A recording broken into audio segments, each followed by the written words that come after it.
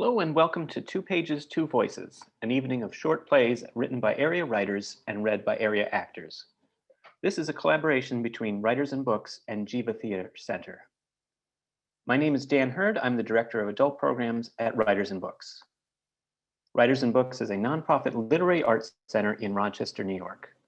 We offer readings, workshops, and literary programming for people of all ages and backgrounds, now all available online.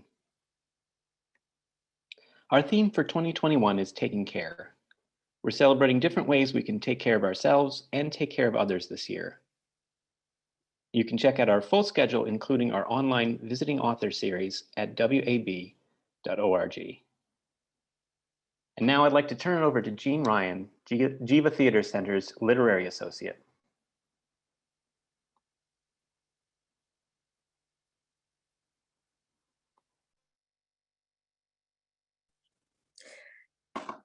Welcome to Two Pages, Two Voices playwriting event. It's a collaboration between Writers and Books and Geva Theater Center to promote playwriting in Rochester and the Rochester area. So for this program, we invited writers to submit plays that were no longer than 2 pages and had no more than 2 characters. And out of the 52 plays that we received, we chose these 10 to receive a public reading tonight. We want to thank all the writers who submitted plays. Our choices were very hard because the work submitted was at such a high level. Tonight, you will hear 10 short plays in script in hand performances. Each play got about a half-hour rehearsal this afternoon, just enough to bring out the essential beauties of the script. Stage directions that describe any action will be read by a narrator.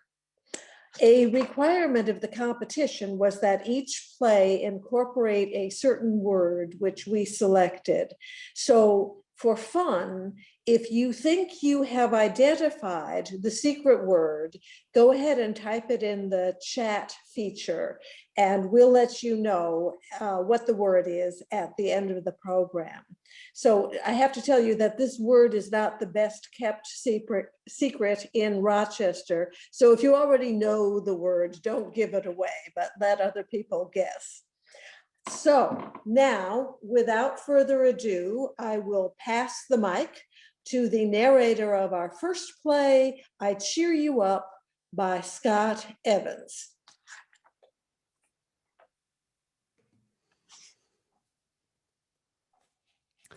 I Cheer You Up by Scott Evans, directed by Alexa Scott-Flaherty. Another day, another piece of my soul crushed under the weight of reality. Would you stop? Look at how blue the sky is. It's a beautiful day. It's 50 frickin' degrees in May. Would you be happier if it was 40? I'd be happier if we had another ice age and I was run over by a glacier. You just like to complain. For some reason, it makes me feel better. Well, I'm the one who has to listen to it, and it doesn't make me feel better. You're already happy. I'm the one who needs cheering up. Whining doesn't cheer you up. Yes, it does. It's not whining. It's laughing at one's misfortunes. What misfortunes? You're alive. You have a roof over your head. Be happy. I'm happy. If you're happy, then let me see you smile.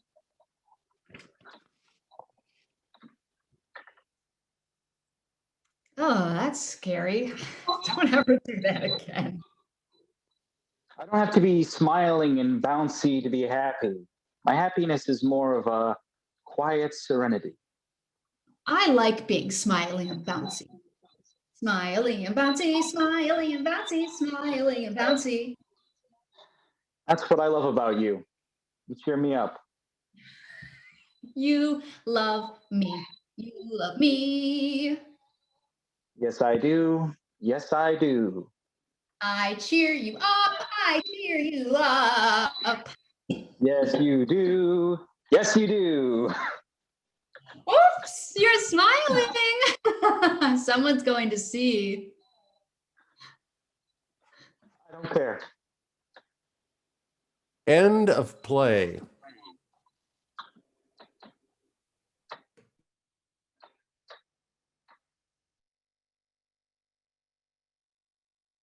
Thank you again to Scott Evans for his play, I Cheer You Up. The next play will be Passages by Paula Marchese.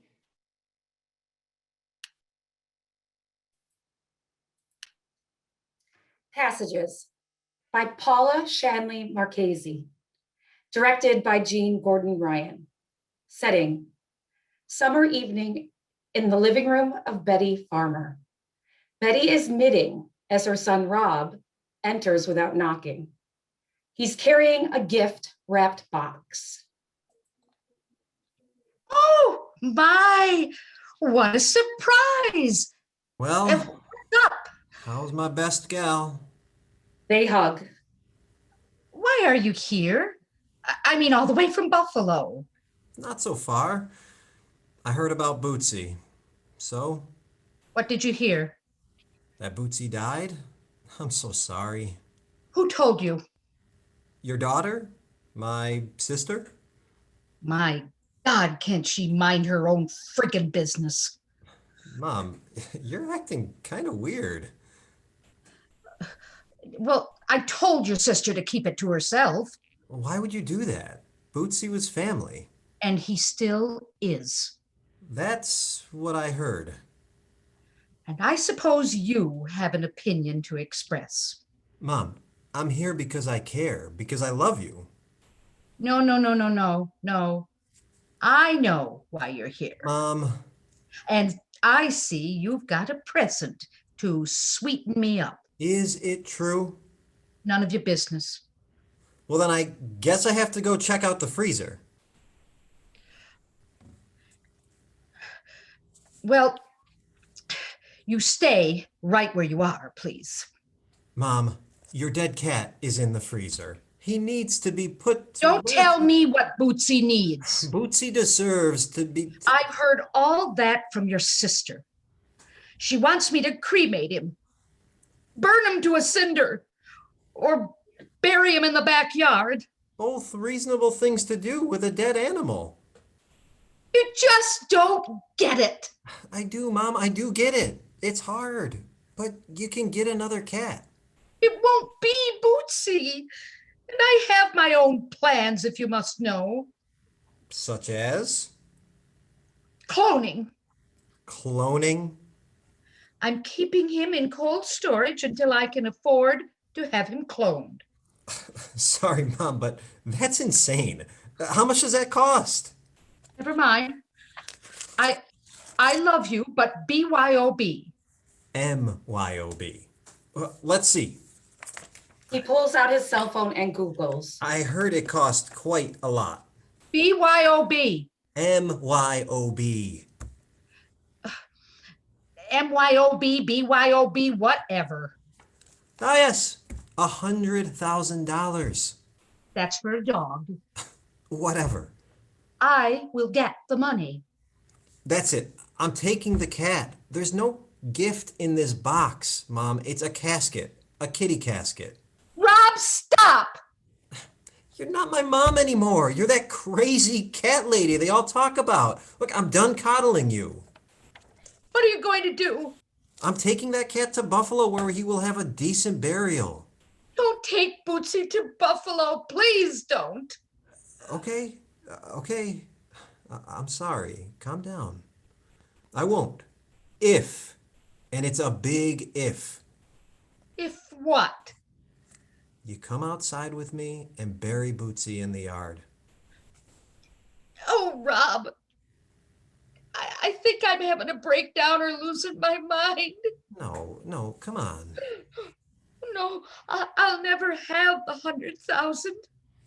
We can go to the shelter tomorrow. There must be some little guy there that really, really needs you. Do you think I'm a crazy cat lady? Kinda. In a good way. Everyone thinks I'm crazy. We don't, Mom. Look, you're a lover, that's all. And you'll see Bootsy again. I read something about it. There's a book. This priest says everyone and their animals go to heaven. Really? Yep. A real book? He extracts a small book from his pocket. Yep. I will see you in heaven. Really? Why not? Why the heck not, Mom? Oh, I guess you do. I do what? Care. You do care. So much. Oh. They embrace as lights fade. End of play.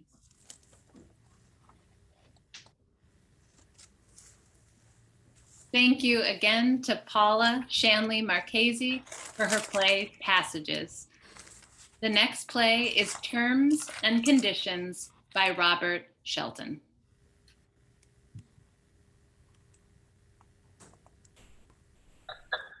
Terms and Conditions by Robert Shelton. Written by Alexa Scott-Flaherty. Father worked in an office, calling his son who was walking home from high school. Dad, come on. You don't need to spy on me. My phone doesn't need another app. Not interested in spying, son. I want you to install it for safety. Our lead counsel here put it on her kids' phones. She swears by it. Safety. Sounds boring. But go ahead, counselor, make your case. So we've talked about what to do if the police decide to stop you. And you've seen some blame the victim strategies used as defense. Yes, sir. Resisting arrest, malicious intent, excited delirium. Exactly. All the ways they try to justify something after the fact. How's a phone app going to help that? By establishing intent, it records your state of mind using AI to read your thoughts. Oh, okay. Hard stop there. Pretty sure AI ain't all that just yet. You'd be surprised. It syncs your camera and mic with your Fitbit. It's biometric pattern analysis, basically. Human emotions are complex, but they're ultimately finite. With enough data, the app can work backwards from that finite set to deduce almost all of it. Almost? Well, the ones that matter, anyway. All the strongest human emotions register involuntarily in different parts of your body. Which in different parts of my body? There are no indifferent parts of your body. That's what I'm trying to tell you. They all tell a story. Your pulse, your pupils, that little furrowed spot between your eyebrows, all of it is talking, and this app can listen and upload its findings to the cloud. You're really down with all this? It also listens for the phrases and tones that typically accompany an arrest, and which would indicate a formal command presence training. Those will trigger any nearby phones running this app to begin live streaming their own sound and video. What if the other phone's in their pocket or in a purse? It'll just get sound. But often in court, that's enough to prevent those conducting the arrest from blaming you for their actions. Well, sign me up then. Okay, I'm on the App Store. Which one is it? So download the My Mind app, then click on the Mind Me button. 1 second, Pops. We got some protect and serves rolling up. Cops? Are they on foot? Where are you? It looks like a cop car. I'm in the alley behind the warehouse. I thought we agreed you would stick to the main roadways. It's this way's quicker. Oh, not today, it isn't. Are there any surveillance cameras close by? Yeah, I got one. It's way up there at the roof line. All right, get under it. Stay as close to it as you can. Now, you can't have anything in your hands. Keep this call going, but drop the phone when I say to, okay? Just keep your hands out and visible no pockets, and do whatever they tell you. Are they close? They stop the car and they're getting out. Okay, you breathe easy and just drop that phone, okay? Do it now. Son drops phone. Interacts calmly with someone off screen. Picks up phone. Dad, you there? Yeah, I'm here. You all right? It's cool, Dad. They just asked me what I was doing back here. They said they didn't care if I used it to cut through.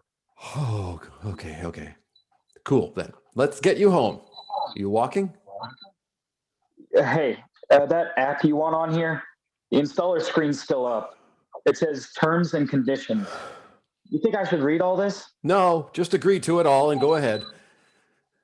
But don't you lawyers always say to read the fine print? Want me to simplify it for you, young fella? Yeah, Dad, sure. Okay.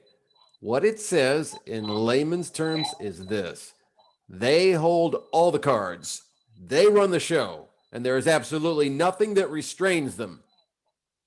Nothing but their own human decency. End of play.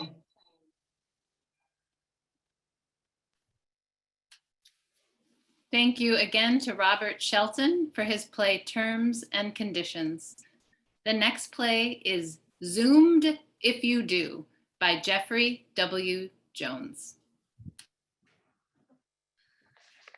Zoomed If You Do by Jeffery W. Jones, directed by Jeanne Gordon Ryon. 2 video chat screens. One screen is dark. On the other, we see the interviewer, dressed in business attire. She sits drinking a cuppa, obviously on break. A moment, then the ding of a timer. Interviewer sets down cup, taps stack of papers, and looks at screen. Good heavens, not another one. Hello? Hello? Are you there? The interviewee's screen comes up, but it is dark, so all we see is a dim figure. You need light. What? I say you need light. A light turns on to reveal the interviewee. Looking wildly confused as if an unfamiliar place. There you are.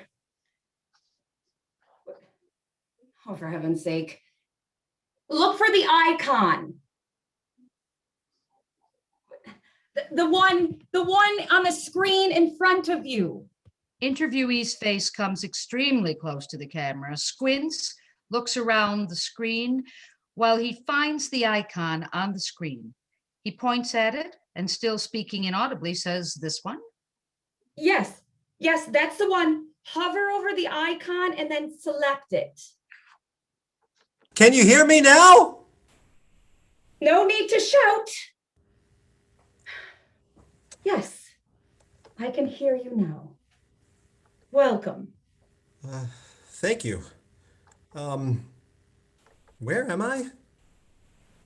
Your interview, of course. My interview?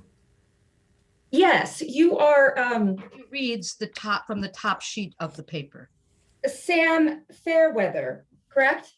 Yeah, that's right. Good. You've acknowledged your name, taken responsibility for yourself. That's a good start. Would you care to take a seat, Sam? Sure. Not sure. Sam sits. The exit interview can be a bit discombobulating. This is an exit interview? Well, yes, and a kind of entrance interview as well. I can see how that might be a little confusing. So, does this mean I'm up for a promotion? That all depends on your interview, your performance review, if you will. Oh, of course. I I'm going to ask you a few questions. Sam, is that fine with you? I guess so. Interviewer suddenly looks up from her papers and gives Sam a sharp look.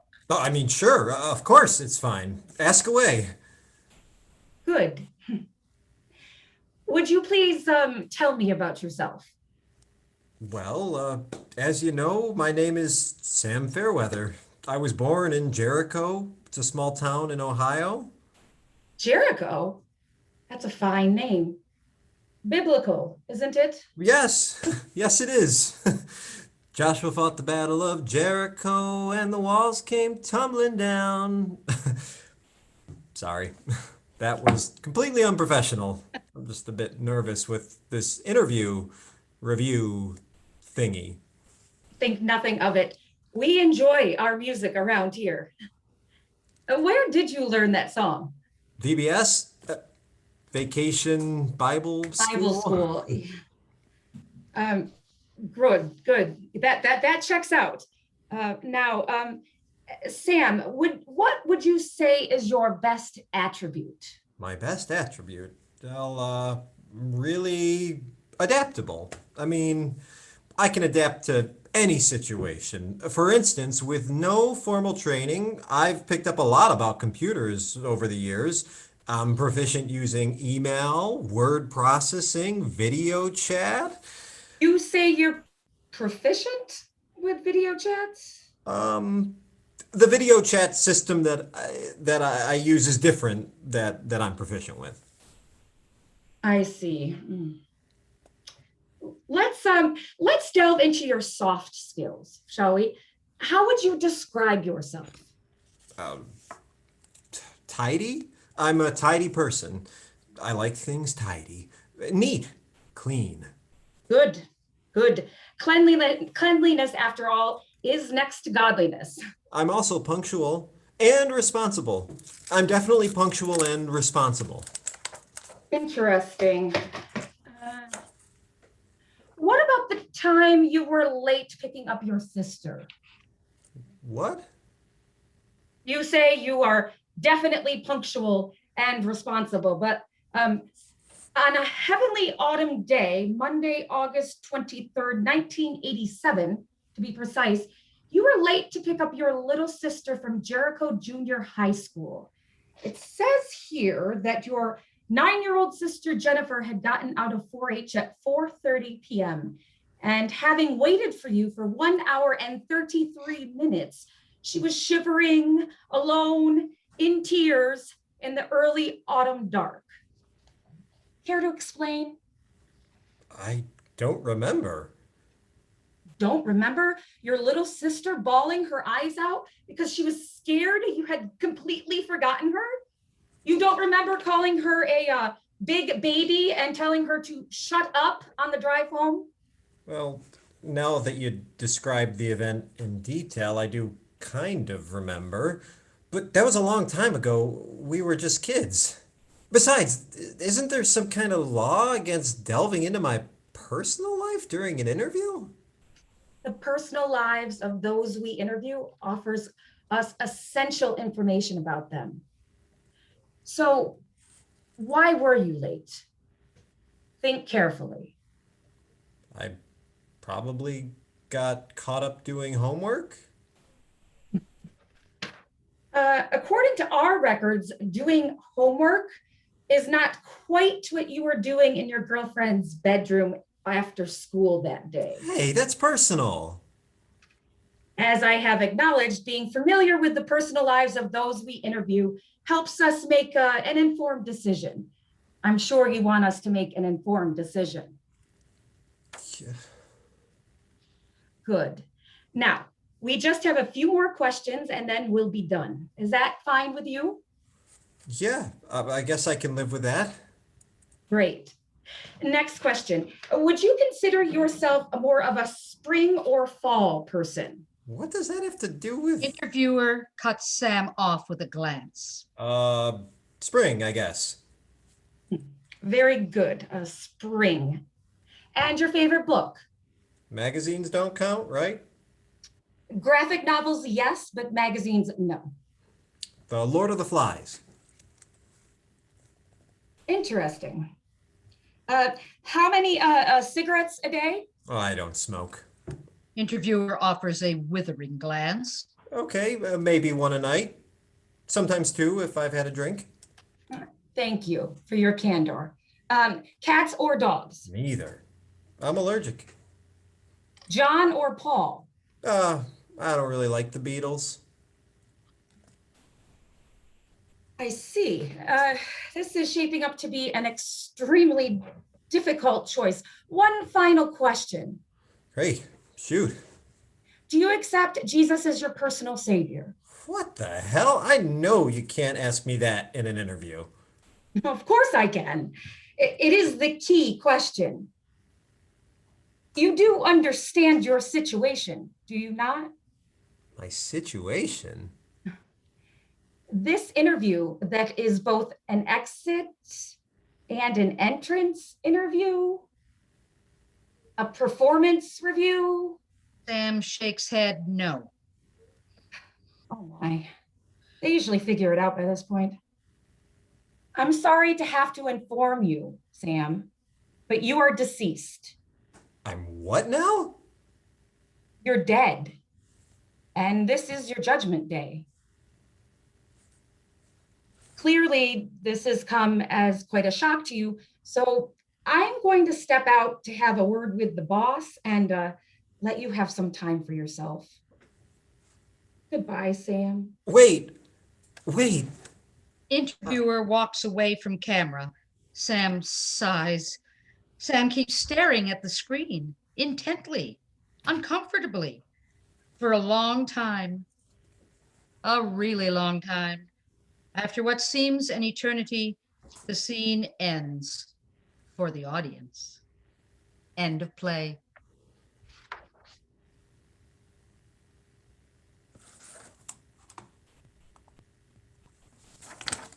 Thank you again to Jeffrey W. Jones for Zoomed If You Do. The next play is I Don't Care by Fess Ardrahan.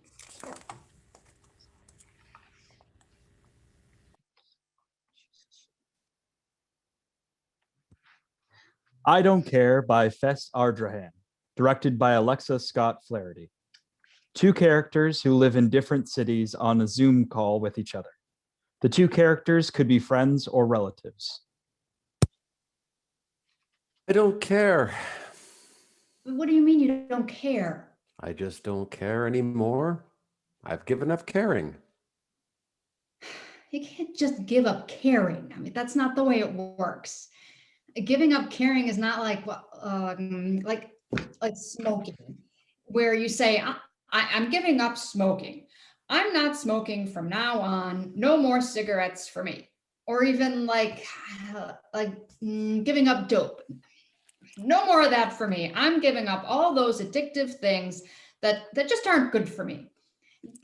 Giving up caring is not like that. Caring is something that is good for you and for other people too. Caring is what allows us to function as a society, as groups of people living together. I just don't care about society or other people anymore. Living around other people is what allows germs to spread. When we're alone, we don't spread them. But what if everybody gave up caring about other people? Why would people continue to work in hospitals taking care of sick people? Why would scientists develop vaccines to keep people from getting the virus? Why would people work in any place where they might pick up the virus, like in grocery stores or pharmacies or restaurants? Well, that's their jobs. They wouldn't know what to do otherwise. People are like ants. I saw a documentary about ants. They do the tasks that they were programmed to do for the good of the ant society. They work to make sure the queen can have millions of little ant babies, and then when she does, the workers all die. That's what all those people are doing. They don't really down deep care. They're just programmed to think they care so their lives won't seem completely wasted. They want to think they're done something meaningful. for the almighty society, but in reality, nobody really cares, do they? Maybe I used to care a little bit. I don't know, but I don't anymore. How? I'm not sure what to say to you now, except I do care about you. And it really hurts me to see you thinking and feeling this way. I think you need some kind of pick-me-up. How about you and I go for a little walk in our neighborhoods and see if there aren't some people we can't say hello to? Like maybe make them feel better. We'll keep in touch over Zoom. Yeah, come on. Get your double masks and your goggles, your face shield and hat and gloves, and get the heck out there. Oh, the sun is shining, and we'll be at the top of our game, cheering up everybody in our neighborhoods. You'll see, it'll be great. I don't know. I really don't feel like going out. Who knows what might be walking around with the virus? There's all these people who don't wear masks, and they have it out for people like us who do. I've got to tell you the truth right now. I've been meaning to tell you this for a while, but okay. I haven't been out of my apartment in over 15 months, since last March. What? What are you talking about? I've seen you outside a lot during our Zooms. Yeah, well, that's all been virtual backgrounds. I've gotten really good at creating them. I've taken scenes from movies I like and made them into backdrops. I especially like using crowd scenes from rom-coms. I spent hours looking through movies and TV shows on Netflix and Hulu. I've got some software that does a really good job of cutting and pasting. I put together some great natural-looking scenes that I can be sitting in front of. Have you ever noticed that I'm always sitting down on a park bench or a wall of some kind, never walking? The scenes were shot in a lot of different cities, but as long as they're urban, they work. I can't believe what I'm hearing. At this point, I have a pretty large stockpile of scenes, each one precisely cataloged and for season, time of day, size of crowd, etc. A lot of them I've made into loops because in the original, they're not long enough. I started to notice what cities they were shot in too. A lot of them, of course, in New York, but you'd be surprised how many of them are shot in Toronto. I almost feel as though I've actually visited Toronto. It's a lot like New York, except you never see any graffiti or crime, for that matter. Once this whole thing is over and it's safe to travel in 2025 or so, I'm definitely going to go there, maybe even move there. I hear they're good at wearing masks. Wait, so let me get this straight. You put on your mask, your goggles, your hat and face shield, and then you just sit in your apartment? Don't your goggles and face shield fog up? And what about the background sounds? How do you do that? Oh, I've got a really nice collection of ambient sound effect tapes. You can get them easily online. It's fun. Pairing up the sound with the video kind of feels like I'm working on a feature film. I've actually started making some pretty good money on the side, putting together backgrounds for other people who don't want to go out either, but don't want people to know that. A lot of us are in a chat room together. There's kind of a stigma associated with being a shut-in, you know, but nobody else outside that group knows that about me, except now you. You know, this whole time, I've been so impressed with how much you were outside, even when I wasn't. And no matter the weather, I mean, snow, rain, there you were. Although now that I think of it, you never seem to get snow on you or get wet either. Oh, I guess I should have noticed that. Oh. So, I mean, food ordered in, other necessities too? Yep. I have all my favorite restaurants. I've taken a lot of different courses. Want to know anything about string theory? Or the string quartets of Beethoven? How about the history of vaccinations? Or why evil exists? And you should see the different yoga poses I've mastered. Okay, but when was the last time you touched another person? Or had someone touch you? Don't you miss that? You know, it's funny, but I don't miss it. It just seems weird to me that people would touch each other. It just seems much too personal, that it crosses a boundary of some kind. I think I have everything I'll ever need right here in my apartment. I don't care if I never touch another human being ever again. Touching is so 2019. That's from the before. Now we're living in the after. Don't you agree? End of play.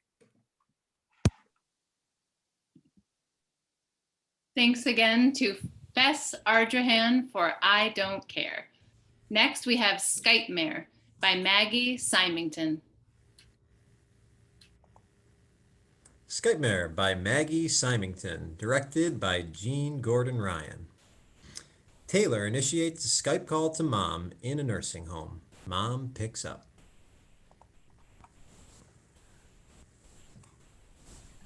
Hello? Hi, Mom. Taylor? How are you doing? Taylor, you have to speak up. I can't hear you. Mom, have you turned the volume all the way up on the phone? Why do you keep whispering? Child holds up paper with writing in big letters. Turn up the volume. Mom pokes at phone and adjusts volume. Can you hear me now? Yes, and stop shouting. Sorry. Habit. What? Speak up. I can't hear you. Here. Mom, I just called to check in and see how you're doing today. Fine. I'm fine. You coming to see me today? You never visit. Your brother was here yesterday, you know. Mom, first, no, I am not coming today. I live 200 miles away, remember? And two, Henry most certainly did not visit you yesterday. No, he was here. I remember. He lives even farther away than I do. And I know for a fact that he wasn't. We had a wonderful visit. Fine, whatever. Mom, is Jeanne there? Who? Jeanne, your caregiver. Who? Your caregiver! Caregiver?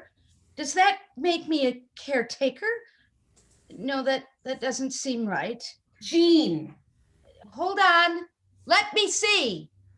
Seriously? Your room isn't that big. You'd know if she was there or not. Mom clicks something on her device and the screen flips. Oh. Mom? Hello? What did you do? Now I can't see you. I was trying to turn down the volume because you were yelling again. I must have hit the wrong button because you're still yelling. You flipped the camera. I don't know what that means. Flip the camera. What did I do wrong? Mom, can you just put Jeanne on? Is she there? Jeanne? Jeanne, are you here? No, I don't think she's here. Damn it. Oh, she was supposed to be there 20 minutes ago. Hold on, I need to message the agency and see where she is. Why do you always want to talk to Jeanne, not to me? Don't always. Mom, I just wanted to make sure she's there. We're paying her to be there with you, to help you. I don't need help. I need you to visit. Better yet, get me out of this place. I want to go home. Where are my things? Mom, we've explained this to you. You can't go home. Not right now. Why? Why not? What did I do? Mom has flipped the camera back and she reappears. You didn't do. Look, I'll be there next weekend, I promise. In the meantime, Jeanne is supposed to come and help take care of you. Like a caretaker. I don't need a caretaker. I might need an undertaker soon. Mom, don't say that. You're fine. If I were fine, would I be stuck here in this jail cell by myself? Oh, if I were fine, couldn't I be in my home with my garden, or at least with you and your brother? It's not jail, and they would take you outside if you would let them, but you refuse. And I'm not going into all of that again with you. You know, none of that is possible. Why not? Because you can't be on your own, and you don't like either of our spouses. Well, then why don't you and Henry move in with me? Been through that. But aren't you working from home? So you could just as easily work from my home as yours. Look, I have a full-time job. I can't do that and take care of you, even if I were in the same physical location. Plus, what about the kids? Well, maybe your good-for-nothing husband. Stop. Mom pokes at the phone and hits the mute button accidentally. Mom, I can't hear you. You press the mute button. You have to unmute yourself. I can't hear you. It's the thing that looks like a microphone. Microphone button. Mom Stop fumbles shouting! on the phone and finally presses unmute. Oh, stop shouting. Sorry. You certainly are. Fine. Look, I just got a text saying Jeanne was delayed in traffic and she should be there. I'm You just soon. can't get. Mom puts the phone down, camera facing a table, so the screen goes black. Mom, can I talk with Jeanne real quick? Mom? Mom! Damn it. Taylor hangs up, call ends. End of play. Thanks again to Maggie Symington for her play Skypemare. The next play is Stand by J.P. Swartele-Wood.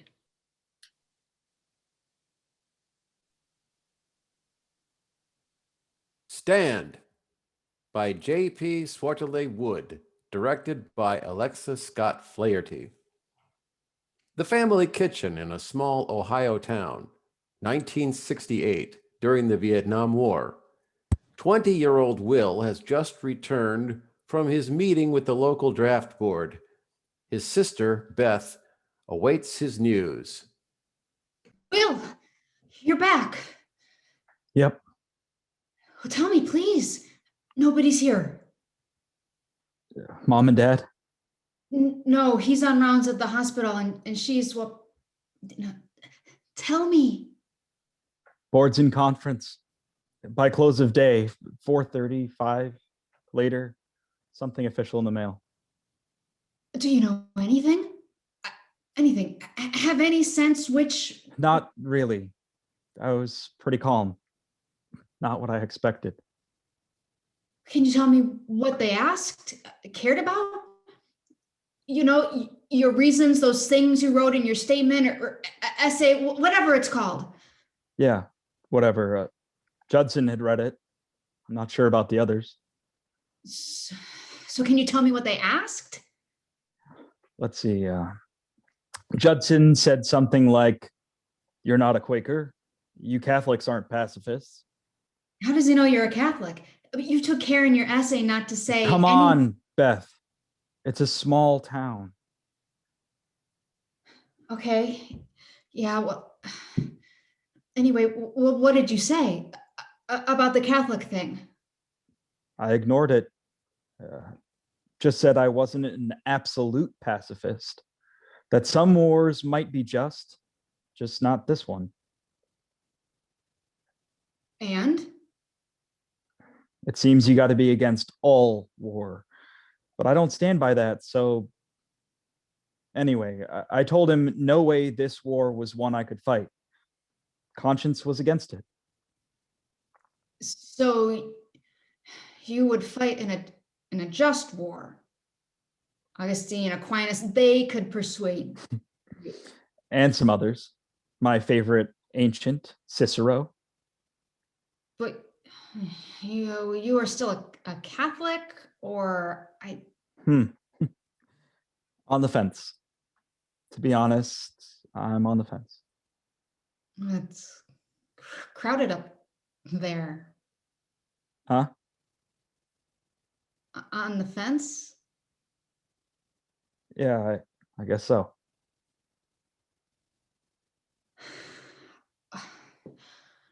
How are you feeling?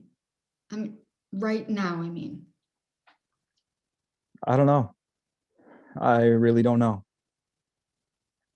Come what may, I guess. You'll hear at the end of Close of day. They said close of day. Sounds like sunset. Oh, Will. Either way, there's no solution. Even if they say, okay, you fit the criteria, and I go off to sweep floors or teach inmates some history or more about complex sentences, I don't see a solution. That would be a solution. I mean, no jail, no Canada. You'd be Okay, a bit of a solution. And by the way, I'd go to jail, not Canada. Never Canada. Oh, because of Dad? Him and Mom and just about everybody else, including me. Well, it would be a solution. I mean, even jail would. Yep, I wouldn't be killing. Or be killed. Or be killed. Not on the battlefield anyway. Isn't that good? Yeah, but not good enough. What do you mean? I'm not the only one. I don't understand what you're telling me. Down at the draft board today, there were 2 other guys called in like me, claiming CO. State your case. Tell us why you don't care to serve your country, why you're such an exception. And? Beth, look, me, I've got the arguments. Maybe not the right ones, maybe not the good enough ones, but I've got the words. I've got the fucking philosophy major, for God's sake. This other guy, maybe with some thoughts like mine in his head and gut aversion not so different, but hangdog like no hope and fuck it all. And I heard him talking, just a mumble and grunt kind of guy. What chance has he got to meet the criteria? Shit. But that's not your fault. No, it's not. But even if I do alternative service, those other 2 guys are sure to bump up the numbers the board needs to meet their quota. Them and a few dozen more in this town. Pile that up with all the other towns and you get a lot of killing. A lot of death. Well, please. You can't. No, I can't. I can't. There's no solution. Just grief.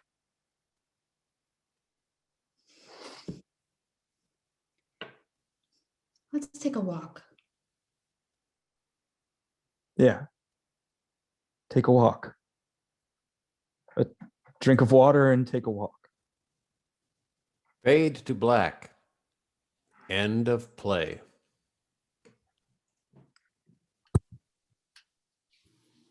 Thanks again to J.P. Swartele-Wood for her play Stand. And next we will have Ganglion Cyst by David Kensek. Ganglion Cyst by David Kensek, directed by Jeanne Gordon-Ryan. Scene: patient is at a checkup with the doctor. So just stay away from sweets in the evening and your sleep should improve. If you stop by the front desk on your way out, we'll set up your next appointment in 6 months. Well, there's one more thing I was hoping you'd take a look at. Certainly. I have a bump on my wrist. I've noticed it, I never noticed it before, and it's freaking me out. Are you an active person?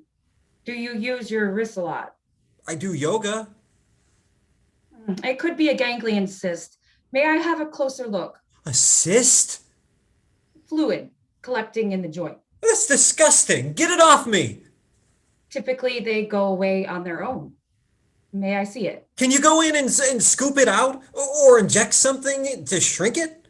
Or freeze it off with liquid nitrogen? I'm not a dermatologist. Besides, ganglion cysts are usually benign. And No, please, no. benign means non-cancerous. Oh, It will shrink on its own if the joint is properly immobilized. immobilized? By that, I mean, I cannot have my wrists locked in place, okay? My kids play basketball, and I don't play tennis now, but I know it's the key to longevity, so I plan on picking it up eventually. no surgery is required. Well, make up your mind. If it bothers you that badly, consider seeing a chiropractor. Are you even listening? The cyst is on my wrist, not on my back. Do you even care what I'm saying? Does it cause you any pain? No. Has it limited your range of motion? No, why? Will it grow larger? I think your best course of action is to forget about it entirely, and it will go away on its own in time. I remember a friend of mine once smashed a similar bump with a book. I do not advise that. Had to be a hardcover. You could cause severe damage to your hand. Yeah, well, you've left me no choice. Could I just see it up close? Fine. That bump there? Yes. That's called the styloid process. It's part of the ulna, a bone in your forearm. You mean it's supposed to be there? You have one on both wrists. Would you look at that? Thanks, Doc. You said I'm all set for 6 months? Make it a year. End of play. Thank you to David Kensek again for Ganglion Cyst. Next will be Hello, This is Kevin by Hank Shaw. Hello, This is Kevin by Hank Shaw, directed by Alexa Scott-Flaherty. A young man adjusts his headphones, clicks the next call button, and waits for his last political phone bank call of the day to go through. Hello, this is Kevin with the Particular People Party of Georgia. How are you today?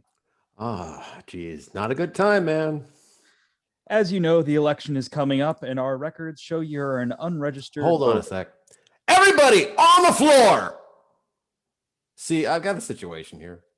Yes, sir, I'm sure you do. But I wondered if you'll be casting your vote to re-elect Senator Kirby Smallwood Jr. to represent our fine state. Just stay cool and keep filling the bag. What bag? I wasn't talking to you. I was talking to this lady. Let me put you on speakerphone. Perfect. Then other voters can listen in. With the election just 2 days away, this is the time every concerned citizen should be thinking about the decision they will make at the ballot box.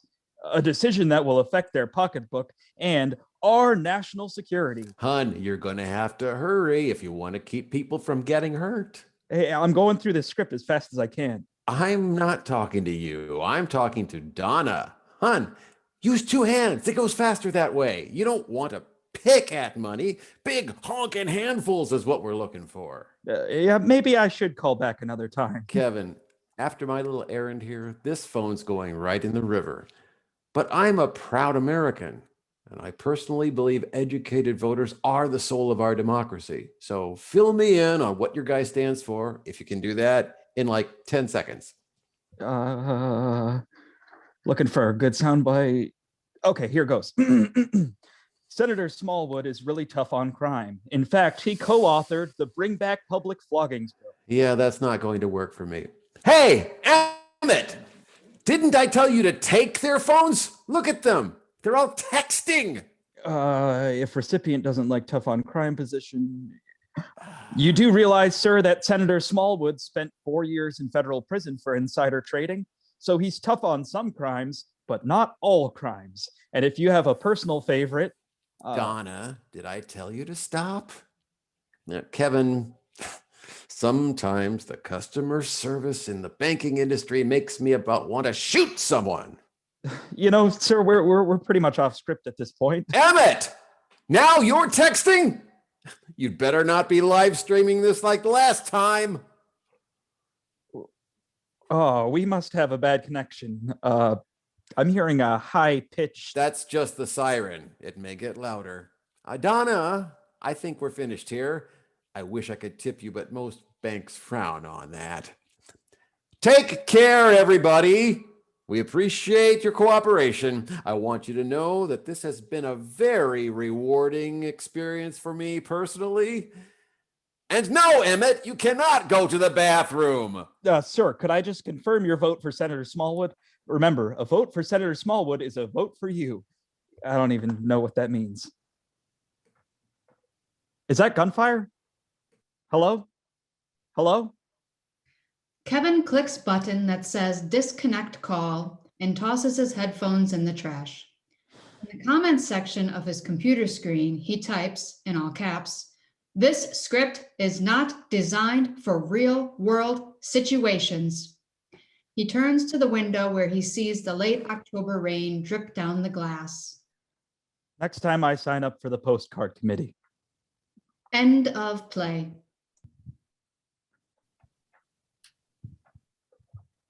Thank you again to Hank Shaw for Hello, This is Kevin.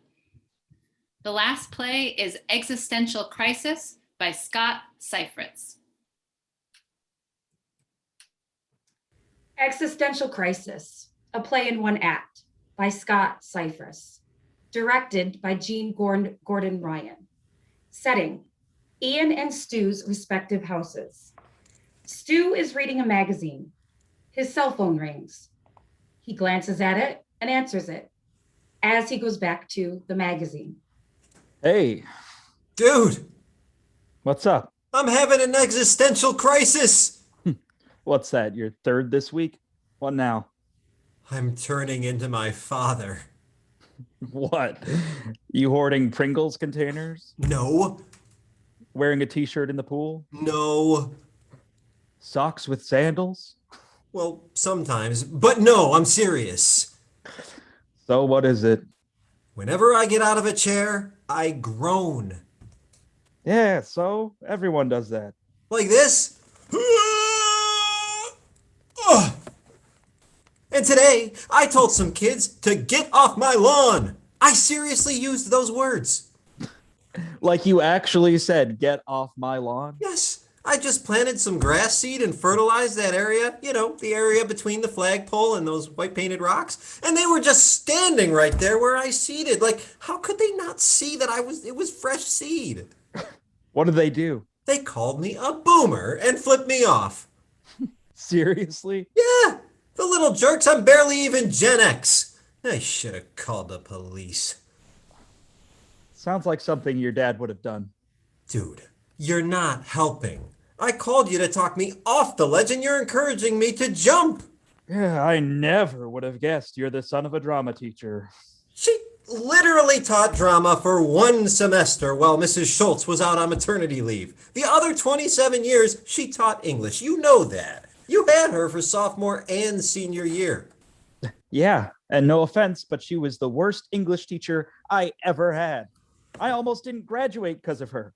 Always correcting me and nitpicking my grammar. And what the hell does she have against personification? She gave me shit once because I wrote something like, "The old brick wall waited eagerly for some unsuspecting passerby to collapse on." I got a 10-minute lecture in front of the whole class about how the wall can't wait eagerly because it's an inanimate object. It was a freaking creative writing class. Try texting with her. I've been accused of using emojis incorrectly. Anyway, it's the groaning accountant I'm worried about becoming. Dude, look, you're what, 41? Yeah. The same age as you. Our birthdays are literally one day apart. Oh, yeah. Happy belated birthday. Anyway, after 40, we all start to do those old people things that we always saw our parents doing. It's just the circle of life. I don't want to become my father. I always swore I'd never become him. What's the big deal? What's the big deal? You know him. He's petty and paranoid and overly dramatic. Yeah, and you're not all those things. Don't you mean any? Maybe you're a little dramatic. And based on this call, paranoid. But you're not petty. Oh, thanks. At least I got that going for me. You're just overreacting. Today, I yelled at Amanda for throwing out a box. A box? Yeah, it was a really nice box. Not one of those crappy Wayfair boxes. This was a seriously sturdy box. Would have been good for packing books when we move. You guys are moving? Well, no, but someday probably. And that box would have been perfect. They charge good money for boxes like that. And she just threw it out. Dude, that's crazy. I know. What the hell was she thinking? No.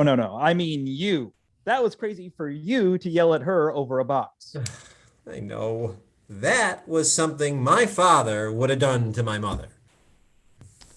Well, the important thing is you're recognizing your behavior. And that means you can change it. I'm not so sure. I mean, what if it's too late? Look, I'm still answering your calls, right? Yeah?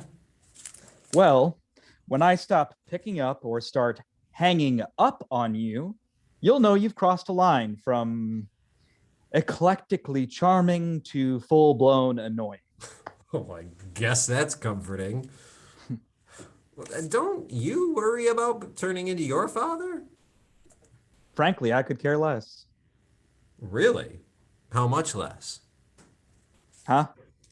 You said you could care less. Yeah, exactly. I don't care. Well, saying you care less implies you don't care as little as you could. Seriously? I think you meant to say you couldn't care less, implying you could not possibly care any less than you currently do. Don't worry. It's not your father you're turning into. Oh my God. Stu very deliberately hangs up. End of play.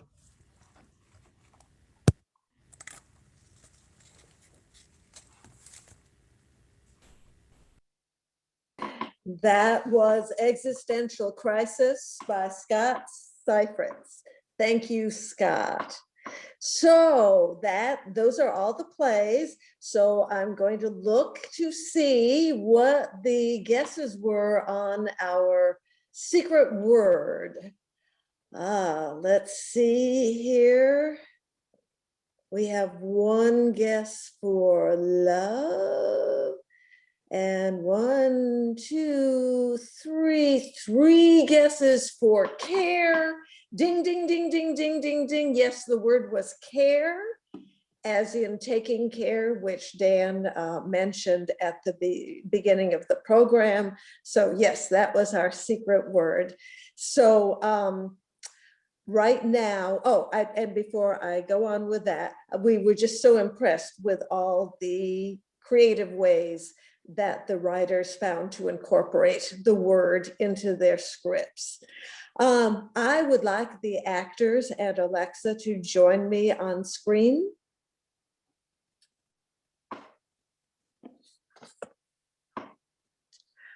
I want to thank these wonderful actors who brought these scripts to life, and I would like to introduce each one of them to you.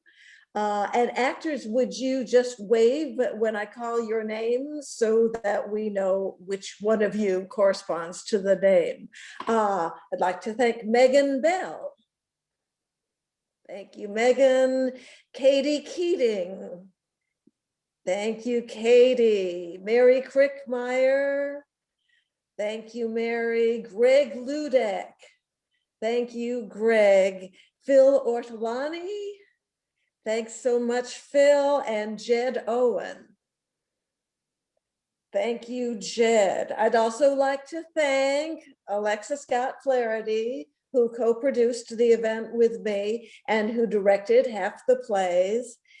And I'd like to thank Writers and Books and all their staff, but in particular, Chris Fanning and Dan Hurd, who worked on multiple aspects of the project, and we couldn't have done it without them. And of course, I want to congratulate all the writers once more. Keep writing. So, and finally, I'd like to thank all of you who attended tonight. Thank you for coming, and thank you for supporting the work of Rochester writers. We've had a great night, and I hope you will continue to have a great night after that. Thank you, after this. Thank you so much. Take care.